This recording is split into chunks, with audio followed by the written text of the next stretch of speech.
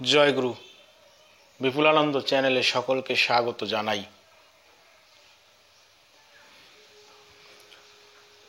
এই মহাবিশ্ব জগৎ সম্পূর্ণ ছিল ফাঁকা আকাশ। আজকে সেই আকাশের থেকে বায়ু তৈরি হয়েছে, বায়ুর থেকে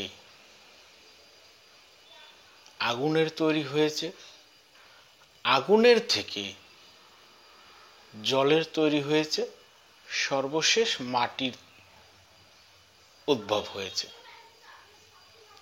এই শৃঙ্খল অনুসারেই আজকে যে মহাবিশ্ব জগৎ আমরা দেখছি, এই শৃঙ্খলিতভাবেই সব কিছু তৈরি হয়েছে।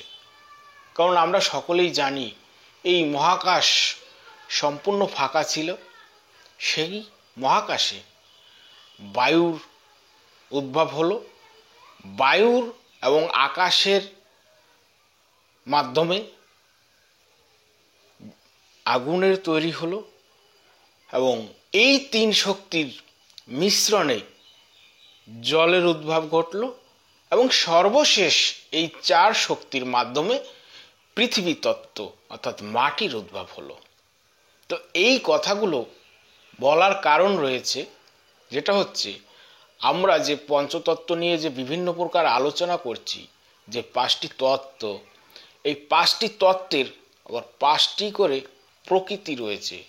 অর্থাৎ টোটালে সর্বমোট 25টি প্রকৃতি রয়েছে, যার মাধ্যমে আমরা এই মানুষেরা সম্পূর্ণরূপে এই পৃথিবীতে যে বিভিন্ন প্রকার ক্রিয়া, বিভিন্ন ধরনের যে অবস্থান, সেইগুলো নির্ভর করে। এই 25টি প্রকৃতির মধ্যেই আমাদের সীমাবদ্ধতা বজায় থাকে। সেটি কিরূপ?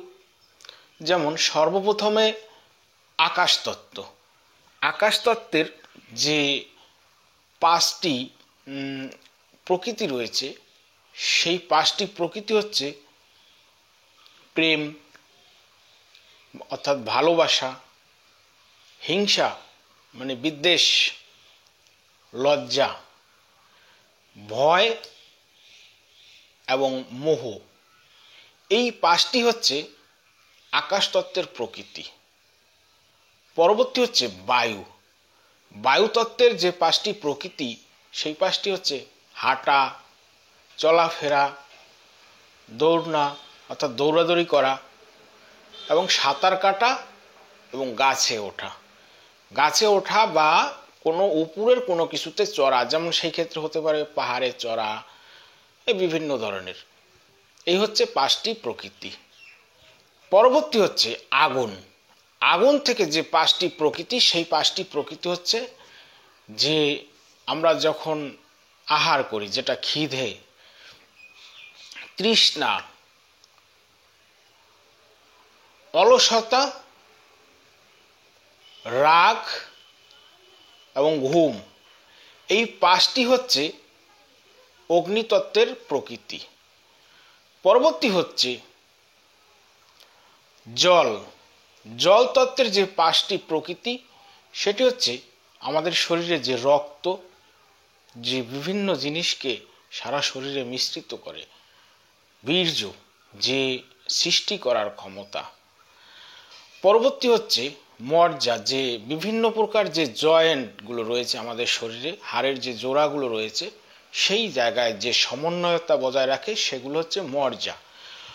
পরবর্তী হচ্ছে লালা, যে আমরা মুখে যে খাবার গ্রহণ করার সময় যে বিভিন্ন প্রকার লালা থাকে, সেটা জলীয় অংশ।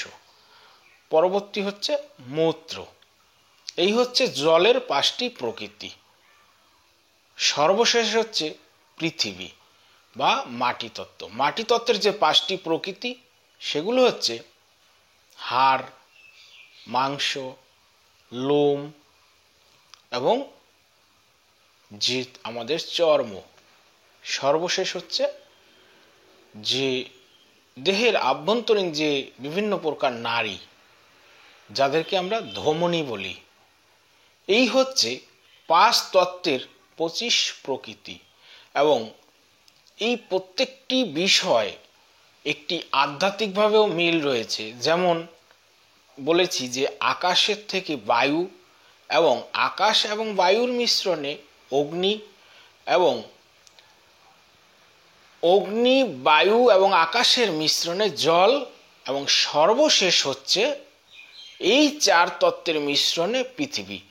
তো তেমনি এই 5টি তত্ত্বের যে 25টি প্রকৃতি, এগুলোরও এর একটি খুব সুন্দর শৃঙ্খলতা রয়েছে।